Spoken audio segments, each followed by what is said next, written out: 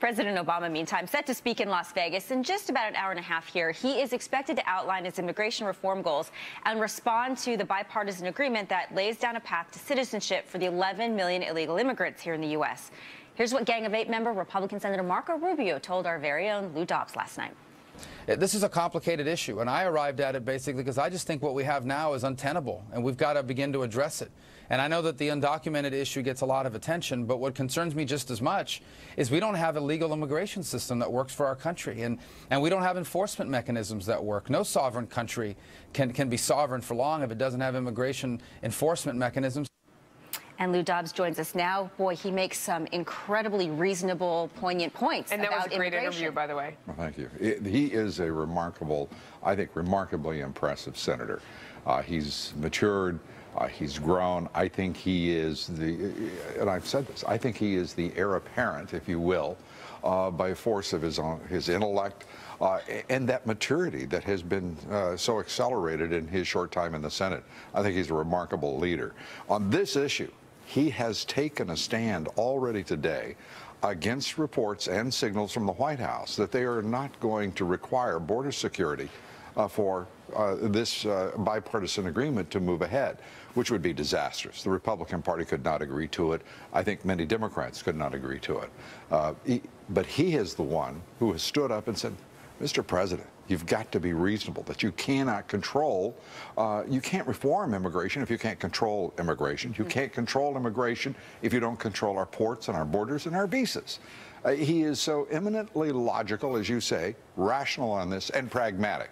All of the stuff, I think, of any great leader. Can he rehabilitate the Republicans' reputation among Hispanics in particular? You know, if you just look at the last election results, 71% of Hispanic people voted for Obama. Yeah, I think that's a great question. I don't think that the answer, though, is particularly, it's not available right now.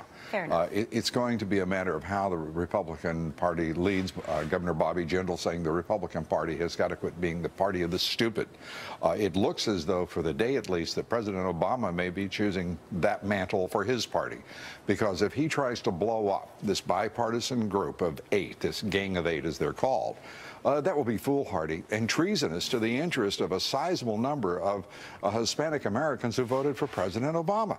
It would be utterly ideological contempt for the process in Washington, D.C. of compromise and moving ahead in good order.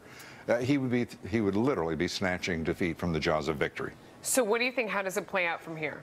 I think that the president, the best I can say is the president has to come to his senses. If he goes on the air here in just about an hour and a half and insists on new conditions rather than border security, because again, for the president's benefit, if you can't control immigration, you can't reform it. Right. And you can't control immigration without controlling our ports and our borders.